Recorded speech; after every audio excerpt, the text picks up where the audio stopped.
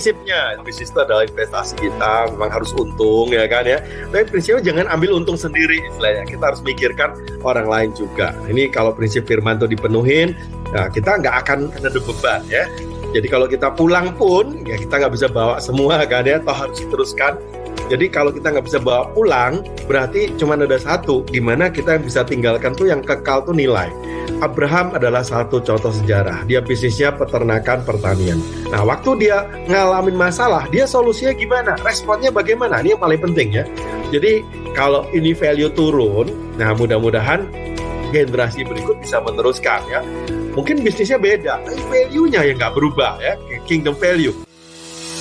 Surviving Business and Job Climate Change in 2023. Ikuti program Sukses Sejati 2.0 Blended Learning batch yang ke-7 untuk para pemimpin, profesional, dan pengusaha. Dimulai 27 Mei 2023. Dapatkan inspirasi yang menarik melalui sharing dari para pelaku bisnis yang berdampak di tempat kerja, usaha, serta komunitas. Dengan kombinasi pembelajaran digital dan Saturday Together secara on-site dan hybrid bersama top-rated speakers, praktisi bisnis dan dunia kerja.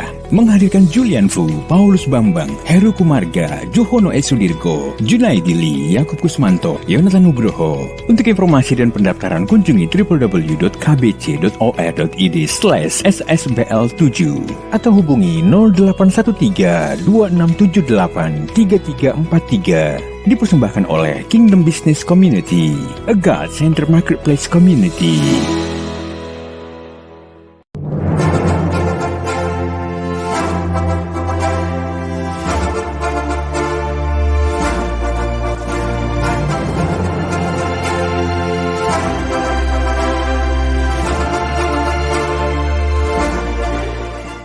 Karena itu ketika kita berbisnis, bisnis itu investasi loh Bapak Ibu. Bisnis itu jangan jadi kegiatan. Saya nggak setuju Bapak Ibu. Jadi akhirnya kalau kita bicara bisnis itu investasi, seperti investasi saham, bedanya saham itu kalau kita beli saham BCA misalnya, kita beli bisnisnya BCA, tapi saya nggak perlu ngatur karena saham saya kecil kan. Kalau saya punya saham besar kayak Jarum, ya saya harus ngatur karena saya majority kan. Tapi kalau saya minority udah nanti untung, ya saya dibagi untungnya. Ya, saya shareholder juga kan, walaupun cuma satu lot. Nah itu pemilik bisnis ya. Tapi kalau bisnis yang kita kelola sendiri, karena kita manajernya, kita yang diberi tanggung jawab, ya harus tanggung jawabnya untuk keluarga, untuk sosial, dan terakhir untuk kebutuhan pelayanan Tuhan. Makanya bisnis itu persis dengan investasi emas, properti, investasi. Ada limit. Ya, jangan dipikir bisnis itu kehidupan. Banyak salahnya begitu, makanya diambil semua ya. Bisnis itu investasi, bisa gagal, bisa. Ya. Jadi kalau kita bisnis itu sebagai alat, karena investasi itu adalah alat ya, untuk mencapai tujuan kita adalah untuk kemuliaan Tuhan. Untuk pertama mungkin lingkaran paling dalam kesejahteraan keluarga dulu, yang lingkaran kedua sosial, karyawan 20.000 orang bisa dikasih makan ya, sampai kebutuhan pelayanan yang paling besar. Nah, satu hari bisnis bisa langgeng, continue, misalnya IPO dan seterusnya, ya kita bisa melayani langsung ownernya, seperti itu. Makanya ini kisah yang Alan ini kan menarik ya, respon teman-teman juga bagus sih ya. Apa yang menarik? Ya, salah satu ada yang bilang begini nih, perusahaan kalau maju, nggak akan, istilah gini, kita seringkali kalau perusahaan maju, ngambil gaji lebih gede, boleh-boleh aja loh ya, saya, kalau dari perusahaan sendiri kan bebas ya, kalau perusahaan orang lain ya kita nggak bisa milih kan. Nah, prinsipnya ternyata dia menyerahkan untuk Tuhan. Dia ambil cukup, Bapak Ibu. Ya, nggak gede. Karena pensiunannya dibayar berapa? Ini 140.000 di situ, itu nggak gede. Yang jelas waktu dia berani secara bertahap ya, pertama 50% untuk pelayanan, terakhir tahun 2007 100% untuk Tuhan. Berarti dia cuma ambil gaji dan itu cukup. Maka respon teman-teman luar biasa. Ada yang berani meneladani hidup ala-alan. Ya. Hidup ala-alan seperti apa? Hidupnya nggak dikuasai uang dan membatasi gaya hidup. Wah, ini menarik, 2 jempol ya. Karena banyak orang nggak pernah cukup karena nggak pernah membatasi gaya hidup. Orang itu berapapun cukup buat hidup. Tapi berapapun nggak pernah cukup kalau untuk gaya hidup. Yang membedakan apa? Gaya. Bilang teman-teman, gaya lu itu loh yang bikin nggak cukup. Yang kedua, membatasi gaya hidup, mengalokasikan uang untuk kegiatan yang lebih bermanfaat. Prinsipnya adalah lifestyle, ya. Kesadaran bahwa dosa terhadap pengelolaan uang seringkali menjadi dosa yang tersembunyi. Kadang-kadang kita merasa nggak mau ditegur. Ini duit gua, terserah gua dong ya. Mau gua pakai foya-foya, mau foya apa-apa aja terserah, nggak ada yang bisa negur. Nah, bedanya kalau kita di komunitas mau berubah, dulu saya berubah pun gara-gara saya terbuka. Pak Julian terbuka, kita punya sekelompok kecil, nanti lanjutin ya kelompok-kelompok Bapak Ibu nih.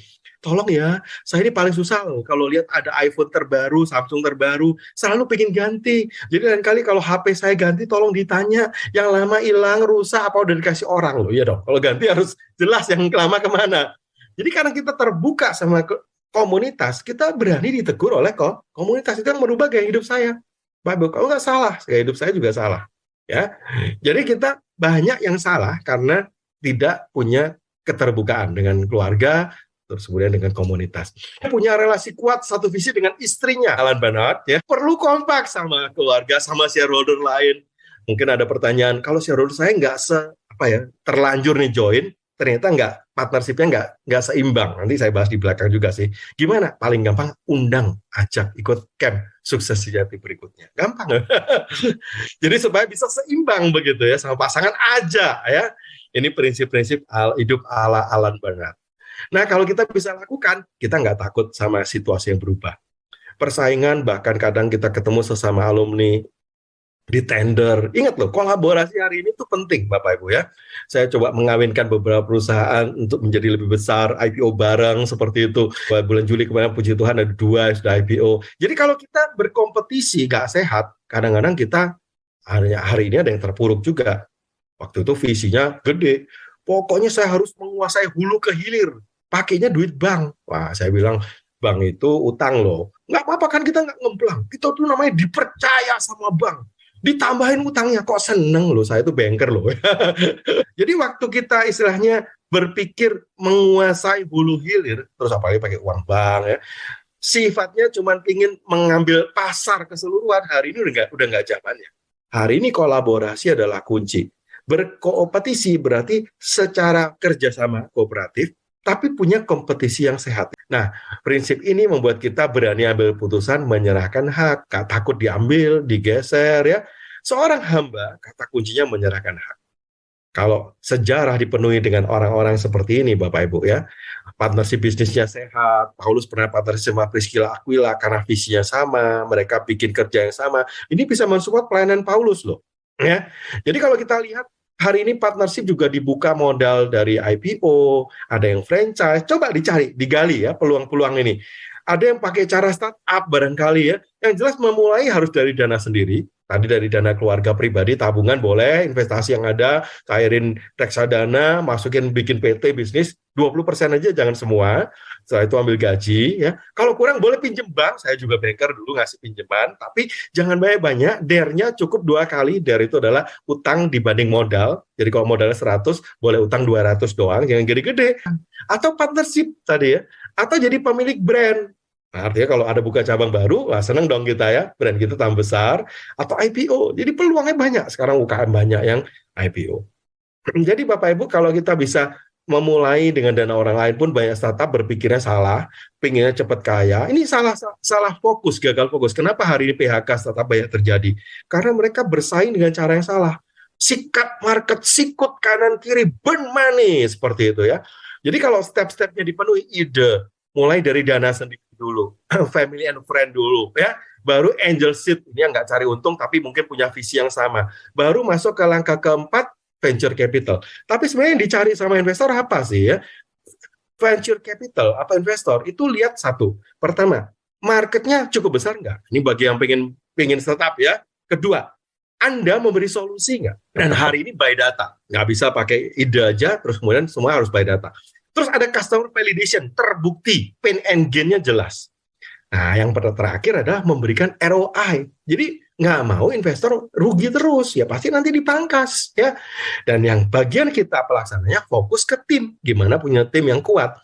Jadi kalau kita hari ini punya proposal dana hanya ide 1.000 proposal, itu mungkin dari 1.000 ada yang taruh di meja ya, yang ditemuin cuma 150, sebagian besar dibuang, 25 yang di due diligence, yang goal cuma 5 loh, kecil banget. Jangan pernah bermimpi besar dengan fokus cepat kaya kalau pengen istilahnya pakai jalur startup. Startup lakukan bagian kita tetap sama, yaitu bagaimana kita berdampak, baru nanti bicara yang hijau, income. Nah, tugas kita yang di tengah, gimana kita create sistemnya, ada drive, ada tim yang kuat. Nah, bagian investor ujungnya ke kanan. Seperti itu. Tapi ide pertama, bagaimana saya memberi solusi, memberi dampak terhadap bisnis yang ada. Nah, ini kalau benar, ya boleh-boleh aja ya pakai dana startup. Ya, kemarin shifting up juga ada. Intinya ya, memang partnership adalah salah satu jalan keluar untuk menjadi besar, jangan cuma utang ya, tapi pilih ya visi yang sama, bikin perjanjiannya juga jelas, jangan cincai di depan, berantem di belakang ya. Dan kalau terjadi perselisihan, jalan keluarnya Lukas berkata berdamai ya. Ingat, hamba menyerahkan hak, pemilik mempertahankan hak. Teman-teman udah dengar kisahnya Pak Jeffrey luar biasa. Wah, dia melahirkan bisnis jadi besar dan rela diserahkan kembali. Dia berani U-turn, berani cut loss ya, karena dia tahu warisan yang berharga bukan harta tapi harga atau value, kingdom value yang akhirnya diterusin oleh anak-anaknya, sesuatu yang dia mulai dari zero jadi besar. Nah, akhirnya dia berani menyerahkan kembali dan akhirnya dia menemukan ya istilahnya legacy is not a possession but a procession. Waktu anaknya mulai dari nol kembali, ngangkat sendiri dan seterusnya, hari ini dalam waktu lebih singkat daripada Pak Jeffrey, lebih cepat berkembangnya. Hari ini Pak Jeffrey bercerita proses tadi Pak ya, prosesnya dan akhirnya anak-anak bisa meneruskan. Jarang loh second generation mau berbisnis mengikuti orang tua, banyak yang memilih jalur startup tadi ya. Bagaimana Pak bikin legacy ini? Ini menarik buat kita belajar bareng. Silakan Pak Jeffrey, waktu berikutnya adalah waktu Anda. Thank you Pak Juhono. Jadi saya sendiri itu memulai bisnis itu karena penyerahan hak sebenarnya. Ini resiko ikut KBC, terutama di sesi penyerahan hak. Saya ikut KBC itu di 2007, ya. Nah, ketika itu saya bertobat, saya lihat saya capek setengah mati, kerja dan sebagainya, juga punya saham di perusahaan. Nah, di 2007 itu, suatu ketika saya berpikir bahwa mimpi saya, doa saya terjawab. Jadi setelah saya mendapatkan bisnis yang begitu besar ya, dari 2007 itu hasil penyerahan hak. Nah, saya juga nggak tahu bagaimana masuk ke di 2019, ternyata saya mengalami masalah yang besar juga. Ya, ada kesulitan tadi yang diterangkan oleh Pak Ju, bagus banget ya. Jangan sampai kita terjebak, kita mau gaya ya, bukan kehidupan. Nah, ketika itu saya melihat bahwa saya mesti melepaskan bisnisnya. Bisnisnya jujur, Pak Juhono juga membantu waktu itu ya untuk melakukan akuisisi. Itu sangat besar. Namun partner bisnis kita itu ternyata dia mau menang sendiri, dia potong margin, dia ambil jalur-jalur distribusi yang luar biasa. Akhirnya kita tutup perusahaannya. Tutup perusahaannya, saya kaget setengah mati karena awalnya kita berpikir bahwa itu gengsi, itu janji Tuhan. Ternyata Tuhan baik. Tuhan melindungi kita dari keterpurukan yang lebih besar. Datanglah pandemik yang begitu luar biasa. Ya, toko-toko nggak bayar. Ya, efeknya pun ya ternyata Giant juga tutup. Ya, yang kita tahu juga beberapa supermarket raksasa seperti Carrefour juga check out ya, diganti oleh partner Indonesia juga susah bayarnya dan sebagainya. Nah, akhirnya perusahaan dilikuidasi Pak. Ya, nah dengan likuidasi demikian. Saya juga pada saat anak saya itu ikut pada saat likuidasi. Padahal dia udah angkut-angkut barang, dia juga bantu, dia keliling sampai kanvasin dan sebagainya. Nah, ternyata Tuhan baik ya. Anak-anak saya itu kebetulan mereka lulusannya juga US ya. Satu dari Seattle University, satu dari UC Berkeley gitu ya. Dan mereka juga udah ambil master. Tapi akhirnya mau balik ke Indonesia, terus ngambil jalanin bisnis ini karena pengalamannya dia. Jadi kita mulai dari nol. Jadi saya serahkan semua. Jadi penyerahan hak itu kita kembaliin. Kita bayar, kita apa. Jadi kita nggak ada cacatnya ya di bank segala macam kita bayar. Ya, kalau dengan partner bisnis kita memang ada fighting, kita ada bayar dia juga cukup besar dan perusahaan kita meruginya juga luar biasa. Ternyata bukan saya yang merugi. Itu kan Tuhan percayakan harta kepada saya, harta di dalam bisnis, harta di dalam keluarga, anak, istri, dan sebagainya. Nah, hari ini anak saya ya juga jadi distributor, dia juga punya brand sendiri, Pak Ju, ya Pak Ju yang ngocein punya brand. Nah, akhirnya juga punya brand sendiri ya. Walaupun masih kecil, masih bertumbuh, tapi hasil daripada kita mengerti bahwa semua harta bukan kita punya. Semua itu dari Tuhan. Kita mesti di dalam track-nya. Justru itu firman itu hidup ya. Jadi kita telah menerima kerajaan yang tidak tergoncangkan. Marilah kita mengucap syukur dan beribadah kepada Tuhan menurut cara yang berkenan kepada Tuhan dengan hormat dan takut. Ya, value-value saya itu adalah bagaimana kita punya komitmen, kita konsisten dan kita persisten dan harus jadi role model. Kira-kira gitu sih Pak Ju. Oke, thank you sharingnya. Nanti kalau Bapak bisa stay, kalau ada pertanyaan nanti boleh teman-teman nanya juga ya. Silakan. Oke, saya lanjut ya. Prinsipnya, tadi saya bilang bisnis itu adalah investasi kita, memang harus untung ya kan ya. Tapi prinsipnya jangan ambil untung sendiri istilahnya. Kita harus mikirkan orang lain juga. Nah, ini kalau prinsip firman itu dipenuhin, nah, kita nggak akan ada beban ya. Jadi kalau kita pulang pun, ya kita nggak bisa bawa semua kan ya, toh harus diteruskan. Makanya banyak orang hari ini bingung tuh transfer wealth karena udah kaya banget juga ke anak-anaknya nggak mau dan seterusnya ya. Jadi kalau kita nggak bisa bawa pulang, berarti cuma ada satu, gimana kita yang bisa tinggalkan tuh yang kekal tuh nilai. Abraham adalah satu contoh sejarah. Dia bisnisnya peternakan pertanian. Nah, waktu dia ngalamin masalah, dia solusinya gimana? Responnya bagaimana? Ini yang paling penting ya. Waktu dia join sama ponakannya Lot, dia pisahnya juga baik-baik, bahkan dia kasih kesempatan. Hak pertama Lot memilih. Oh, tentunya Lot pilih yang bagus dan ternyata pilihan Lot adalah laut mati hari ini ya. Salah juga ya pilihan Lot ya. Tapi Abraham bukannya nggak diberkati. Ternyata Abraham tetap kaya ya, bahkan sangat kaya ditulis di Alkitab. Nah, value inilah yang turun ke Ishak. Waktu Ishak menabur di Gerar ya, dia harus keluar karena ada kekeringan lagi. Setiap kali peternakan butuhnya tadi sumur ya, air ya. Itu orang-orang ngambil sumurnya, diakui sebagai miliknya. Dia selalu menyerahkan, ambil dan dia gali yang baru. Dan setiap menggali yang baru, airnya tahu banyak. Dan Ishak ditulis juga di Alkitab, ternyata makin lama makin kaya. Jadi kalau ini value turun, nah mudah-mudahan generasi berikut bisa meneruskan ya. Mungkin bisnisnya beda, tapi value-nya yang nggak berubah ya, kingdom value. Yakub rupanya beda, dari awal dia ingin mengambil hak. Nah, dia cari kesempatan bagaimana dia rebut hak kesulungan dari kakaknya Esau. Dan satu hari terjadilah sebenarnya penyerahan hak dari Esau ya, karena Esau itu juga salah, dia tukar hak kesulungan dengan semangkok kacang merah. Jadi Yakub waktu dapat hak kesulungan, bukannya sejahtera, tapi dia ketakutan, karena nggak mendapat dasar yang benar dari firman. Hari ini keputusan yang Bapak Ibu tulis di Gnobi, penyerahan hak, mungkin gampang ya, nulis harta benda, villa saya, perusahaan saya, keluarga saya, tubuh saya ya. Yang enggak susah ini loh, hak membalas. Ini penting ini ya. Kasihlah musuhmu, minta berkat buat orang yang mengutuk kamu. Kadang-kadang saya juga ngomong, Tuhan kalau doa gimana ya? Misalnya Pak Jafri tadi ngalamin ketidakadilan dari orang lain, gimana ya doain? Dalam tanda petik ya, orang yang sudah merugikan kita. Nggak gampang loh Bapak Ibu ya. Tapi pilihan di tangan kita lagi-lagi. Kalau kita berkati, Tuhan berkati. Ya kalau dia diberkati beneran, mungkin dia ingat kita, dia bayar kita, dia ganti rugi kita. Tapi kalau Tuhan kutuk dia, karena terjadi loh ya.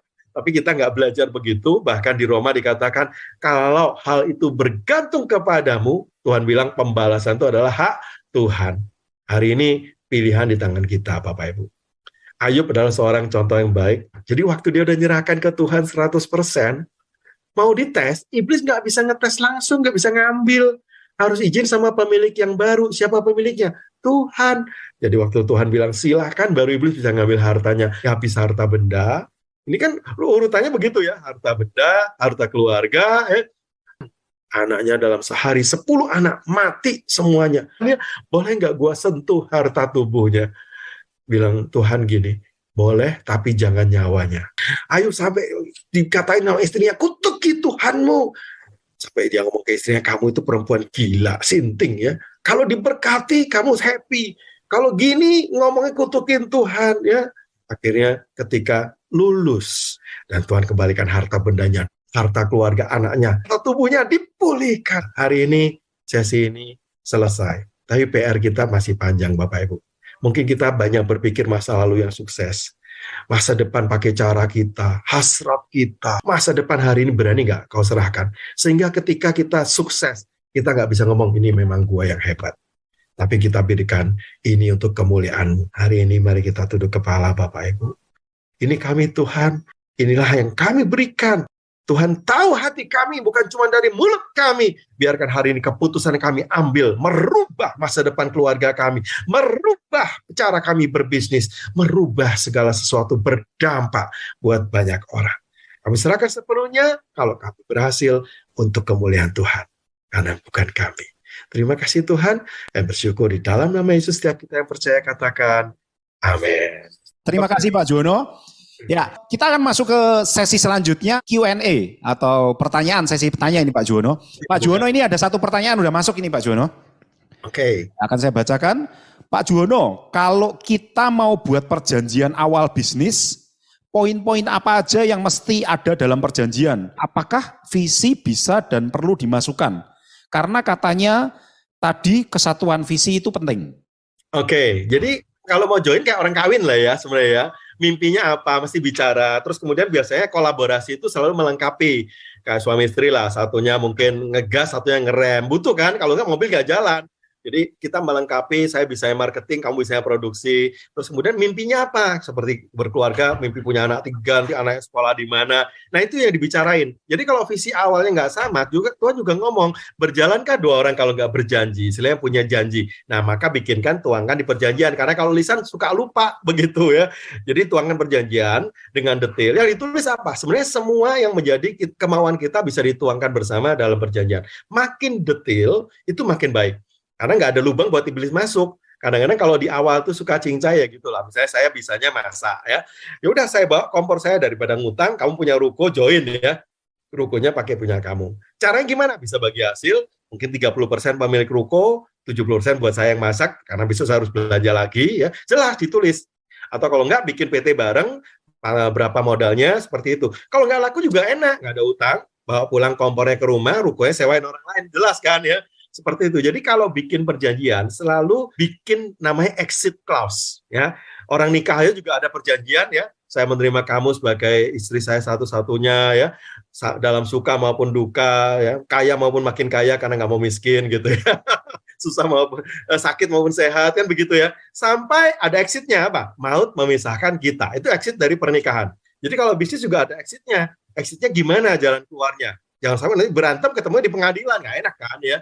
Jadi kalau bisa ditemukan jalan keluarnya. Seperti apa, itu ditulis juga di perjanjian tadi. Jadi mulai dari visi awal, termasuk nanti kalau untung, cara bagi dividennya. Boleh nggak ngasih perpuluhan? Tulis sekalian kalau perlu ya. Jadi nanti jelas kalau PT-nya untung, nggak ribut di belakang. Wow, satunya temannya mungkin beda kepercayaan, tapi dia ngasih boleh kok kasih ke Tuhan, kasih pelayanan, silahkan. Atau mau dibagi yang sekian ke masjid, satu ke ini, karena partnership kita nggak bicara agamanya ya, tapi bicara visi, itu yang penting. Gitu ya, ditulis dengan detail dan jelas. Mungkin Pak Jeffrey mau nambahin Pak, karena pengalaman nih yang pernah perceraian bisnis.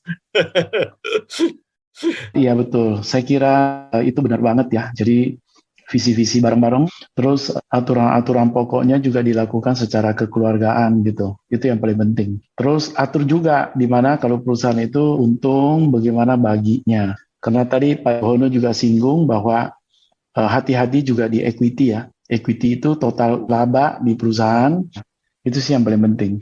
Okay. Ini Pak Jafri, ada Pak Chandra nanya itu Bapak ikut KBC 2007, 2019 tutup. Langkah apa yang Bapak lakukan saat perusahaan tutup lalu bangkit kembali? Ya, sebenarnya saya pribadi udah pensiun. Jadi saya sekarang cuma advisor untuk perusahaan anak saya juga. Jadi ketiga itu saya single prinsipal ya, cuma satu merek atau satu perusahaan. Saya distribusi satu perusahaan Jepang. Nah, ternyata saya berpikir tutup itu luar biasa. Saya berpikir kenapa ya tutup gitu. Waduh itu sampai konsul juga dengan Pak Jokono. Tapi memang tutup karena perusahaannya rugi. Karena minus margin. Dan area distribusi dia ambil gitu. Jadi curang tadi yang Pak Jokono udah sempat singgung juga. Jadi Tuhan mau tutup gitu. Nah ketika tutup, yang pertama waktu itu saya beresin dulu karyawan. Karyawan saya kasih sesuai dengan portionnya dengan baik. Kita bayar semua walaupun kita merugi ya. Kita injek modal cukup banyak waktu itu. Terus akhirnya bayar bank. Baru kita tempur dengan prinsipal. Nah akhirnya beres.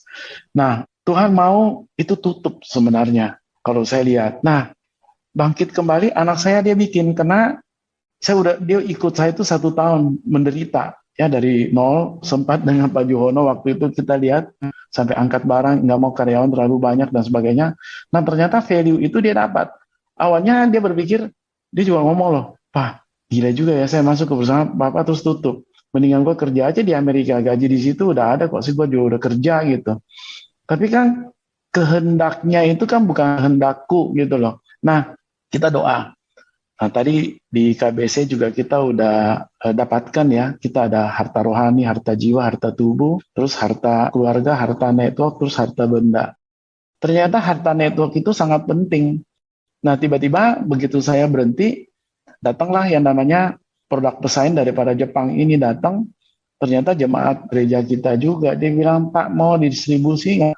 Kita bilang, waduh, kayaknya jangan dulu deh, saya masih trauma. Dia bilang, enggak. Dia bicara sama anak saya, dia bujuk dan sebagainya, bosnya juga datang, akhirnya dia bikinkan PT, terus jalan, terus tiba-tiba itu di Januari Pak Jo 2020, terus dia kasih barang begitu banyak, dia suruh ambil networknya kita terus jalanin gitu. Saya kaget karena dia kasih barang yang kurang laku, jadi dia kasih sanitizer, dia kasih masker gitu-gitu loh Pak. Saya kaget, itu gede jumlahnya. Saya bilang waduh, apa ya begitu? Ternyata si Anthony itu dikasih berkat. Begitu masuk di bulan Maret, Pak, orang bayar kontan semua, Pak. Jadi cash flow-nya bagus. Nah, akhirnya pelan-pelan bangkit. Walaupun nggak segede perusahaan yang lama gitu. Bangkit terus gitu. Nah, hari ini juga berbeda lagi loh. Saya lihat justru kita hari Sabtu suka meeting, evaluasi segala macam. Karena perusahaannya udah diambil Kimberly-Clark US. Beda lagi gitu. Pola mainnya beda lagi. Jadi kita memang tadi ya, Pak Ju juga berbicara mengenai kompetensi. Jadi kita cooperation, itu kan kadang-kadang kita join itu kan kita juga memadukan kompetensi Pak. Jadi saya di mana, kompetensi partner saya di mana gitu loh. Sehingga kita bisa bangkit bersama. Jadi itu yang saya lihat anak saya juga lakukan hal itu dan memang bagus banget ya kita ikut KBC ini, kita bisa saling tahu terus bagaimana kita mengatasi kesulitan, tapi semuanya harus di dalam Tuhan dan kita harus tahu bahwa apapun yang kita kelola pada hari ini bukan kita punya. Itu yang paling penting. Kita hamba, bukan pemilik. Kita berserah. Lakukan dengan baik, benar. Gitu. Loyal to process. Gitu. Itu yang paling penting. Itu sih, Pak. Thank you. Ini ada pertanyaan lagi, saya baca dari Erwin ya. Oke, kalau mau join, mending CV atau PT? Join itu PT, baru bisa disebut join saham ya. Kalau CV itu masih perorangan. Partnership tapi perorangan, resikonya bisa sampai ke harta pribadi. Kalau bisa PT aja. Kalau mau jadi besar, mulailah dengan PT langsung, nggak usah pakai CV. Kecuali sendiri. Kalau sendiri dari perorangan mau masuk ke CV sebagai bridging boleh ya. Tapi kalau udah punya partner, sebaiknya langsung PT, jelas pembagiannya saham-sahamnya jelas. Karena CV itu nggak ada pembagian saham. Jadi PT bisa di tax planning pakai DPLK tadi. Kalau CV nggak bisa.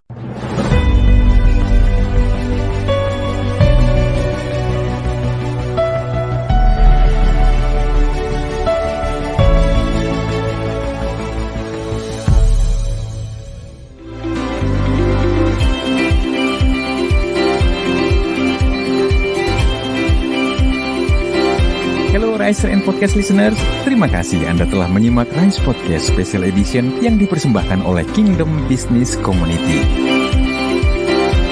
Harapan kami setiap episode Rise Podcast dapat menginspirasi Anda untuk terus mengalami transformasi dalam melakukan bisnis dan profesi Anda untuk tujuan yang mulia, membangun bisnis melalui manusia dan membangun manusia melalui bisnis.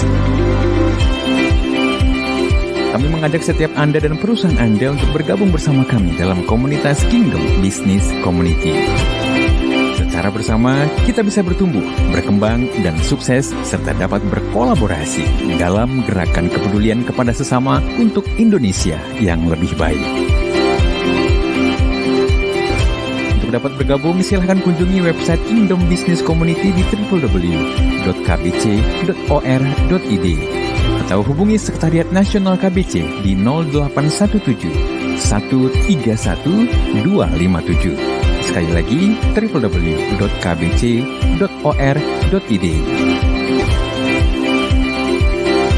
Rise Podcast Kingdom Business Community.